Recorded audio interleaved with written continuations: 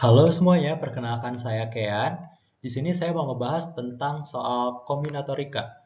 Pada kesempatan kali ini kita mendapatkan soal yaitu dari angka 2, 4, 6, 7, dan 9 akan dibentuk bilangan yang terdiri atas 8 angka bernilai ganjil. Dengan syarat angka selain 7 dan 9 boleh muncul 2 kali. Maka kita ditanya, banyaknya bilangan yang terbentuk adalah. Nah, ini kita akan menggunakan permutasi berulang. Apa itu permutasi berulang? Nanti kita bahas. Kita harus menyelidiki atau kita uraikan dulu konsepnya. Di mana nanti kita punya 8 angka kan. Berarti ada 1, 2, 3, 4, 5, 6, 7, 8 angka. Lihat, dia bernilai ganjil. Maka misalkan kita di sini 9. Angka 9. Lalu kita buat lagi. 1, 2, 3, 4, 5, 6, 7. Angka 8-nya berapa? 7. Agar ganjil. Oke. Nah, kita punya 7 template yang harus kita isi dengan susunan atau urutan-urutan angka yang kita nggak tahu berapa. Karena banyak sekali kombinasi atau ragam susunannya. Nah, pertama kita harus ngerti dulu. Kalau misalnya angka satuannya 9, di mana ini akan membuat suatu bilangan ganjil, maka kita punya salah satu kemungkinannya yaitu angka 2, 2, 4, 4, 6, 6, dan 7. Karena angka selain 7 dan 9 boleh muncul sebanyak 2 kali. Nah, kalau misalnya angka satuannya 7, di mana ini akan menghasilkan bilangan ganjil juga, maka kita misalkan 2, 2, 4, 4, 6, 6, dan 9. Karena 9 nggak boleh muncul 2 kali. Oke, nah dari sini saya mau nerangin dulu ke kalian apa itu permutasi berulang dan bagaimana konsepnya. Pertama, kita akan mulai dari konsep permutasi berulang. Oke, kita akan pindah slide dulu dan sampai jumpa di slide berikutnya. Oke, sekarang kita mulai dulu dari konsep permutasi berulang. Apa itu permutasi berulang? Nah, permutasi berulang adalah ragam susunan yang berbeda dengan pengembalian unsur. Apa itu? Jadi, nanti misalnya kita punya apel atau kita punya kantung apel yang nanti kita akan namain A, B, dan C. Kantung apel yaitu A, B, dan C. Di mana kantung apel A memiliki jenis apel A, kantung apel B memiliki jenis apel B, dan kantung apel C memiliki jenis apel C. Saya tulis sebagai A kecil, B kecil, dan C kecil untuk sebagai pembeda aja mana kantung apelnya, mana jenis apelnya. Nah, sekarang jika kita punya quantity atau banyaknya si apel-apel ini, misalnya di kantung A kita memiliki sebanyak N1 buah apel jenis A. Di kantung B kita memiliki sebanyak N2 buah jenis apel B. Dan di kantong C kita memiliki sebanyak N3 buah jenis apel C. Maka bagaimanakah kombinasinya? Bagaimanakah ragam susunannya jika kita menggunakan permutasi berulang? Maka nanti ragam urutannya atau ragam susunannya ada sebanyak N1 ditambah N2 ditambah N3 faktorial dibagi dengan N1 faktorial dikali dengan N2 faktorial dikali dengan N3 faktorial. Sekarang mungkin beberapa dari kalian ada yang bertanya-tanya, kenapa harus dibagi dengan N1 faktorial, N2 faktorial, dan N3 faktorial? Jawabannya simpel. Karena, lihat, pembilangnya ini adalah total dari quantity kan. ini adalah total quantity atau total jumlah total. Sementara di bawahnya ini adalah penghitungan ganda dari urutan-urutannya. Kita menggunakan pembagi ini agar tidak terhitung ganda dari si apel-apel yang sama. Contohnya begini, jika kita punya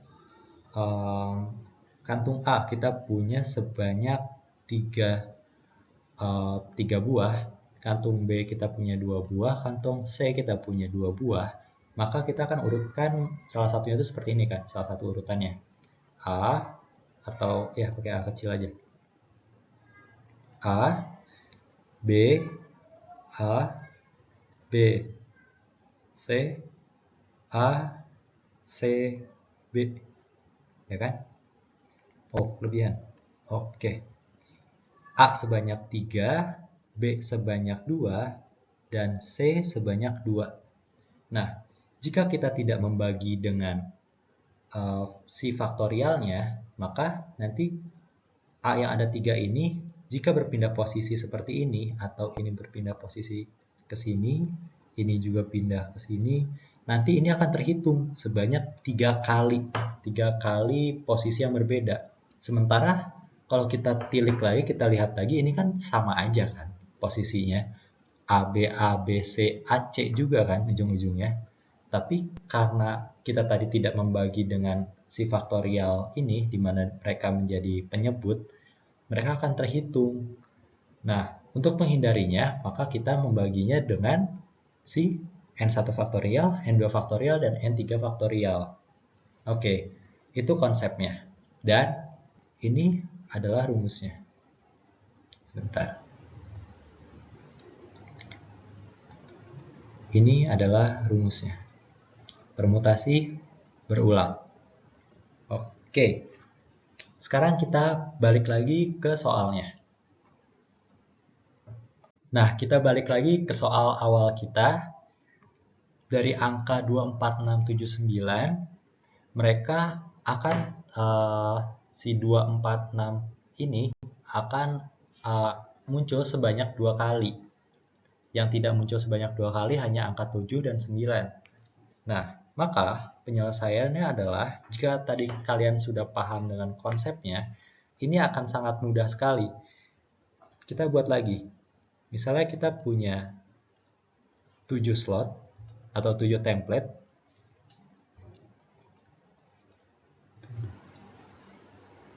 Oke, di mana angka terakhirnya adalah, atau satuannya, atau angka ke-8-nya adalah 9 misalnya. Ya.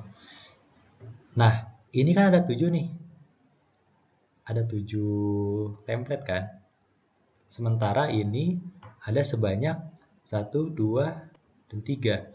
Nah, kita misalnya ini adalah 2, 2, 4, 4, 6, 6, dan 7. Nah, ini angkanya sama kan? 2, 2, lalu ada 4, 4, ada 6, 6. Sama kan? Nah, mereka adalah unsur-unsur yang sama atau apel-apel yang sama. Ini ada sebanyak 7 kan? Ada sebanyak 7 template. Maka totalnya adalah 7 buah kuantitinya atau 7 apel dibagi dengan faktorial-faktorialnya. Kalau misalnya apel A tadi kita misalkan menjadi angka 2, maka tadi apel A itu kuantitinya kan yang jadi penyebut. Nah, ini kita punya berapa apel A nih? Kita punya 2 kan? 1, 2. Maka dibagi dengan 2 faktorial.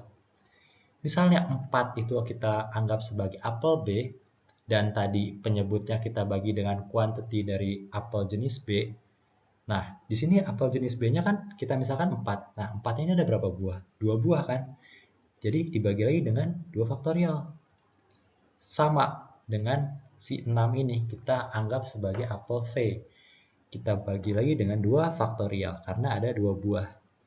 Nah, kenapa kita nggak bagi dengan ini 2 faktorial lagi karena ini cuma 1 dan tidak ganda. Ini adalah satu unsur saja, maka nggak usah. Ini berapa jadinya? 7 faktorial dibagi dengan 2 faktorial, 2 faktorial, 2 faktorial itu adalah 8. Nah, 7 faktorial itu berapa? 7 kali 6 kali 5 kali 4 kali 3 kali 2 kali 1 dibagi dengan 8. Kita bisa coretkan ini. Berapa ini? 6 kali 5 30. 30 kali 3 90. 7 dikali 90 adalah 630. Apakah sudah selesai? Belum. Kita masih punya jika, kan dia bilang ganjil ya, maka kita punya angka 7 dan 9. Nah, kalau misalnya ini adalah angka 9 di angka satuannya atau di angka 8-nya, gimana kalau misalnya 7? Kita buat lagi filling slotnya. 1, 2, 3, 4, 5, 6, 7. Angka ke-8-nya adalah 7. Dengan anggapan yang sama, ini adalah misalnya angka 2, 2, 4, 4, 6, 6. Ini berapa? 9. Karena 9 dan 7 hanya boleh muncul satu kali. Yang boleh muncul 2 kali adalah angka-angka selainnya. Nah, dengan konsep yang sama, yaitu ini dengan ini adalah unsur yang sama, ini dengan ini juga unsur yang sama, dan begitupun dengan angka 6, maka kita punya lagi sebanyak 7 faktorial per 2 faktorial kali 2 faktorial kali 2 faktorial. Ini hasilnya adalah 630 juga, 630 susunan. Nah, ini adalah susunan pertama. Yang ini adalah susunan pertama. Sedangkan yang bawah adalah susunan kedua. Nah, ini harus kita apakan? Kita kali? Gak mungkin. Harus kita jumlah. Kenapa kita jumlah? Karena konsep perkalian pada kombinatorika itu sendiri adalah jika terjadi pada selang waktu yang simultan atau selang waktu yang bersamaan. Sementara ini kan kita hitung secara terpisah, maka kita gunakan penjumlahan. Berarti 630 atau tulis di mana ya? Oke, kita buat suatu space dulu di sini untuk kita menghitung. 630 ditambah dengan 630, hasilnya berapa? Sama dengan 2 dikali 630 kan? Sama dengan 1260 kemungkinan atau susunan atau urutan. Selesai. Sekian pembahasan saya kali ini. Semoga bermanfaat dan sampai jumpa lain kali. Bye-bye.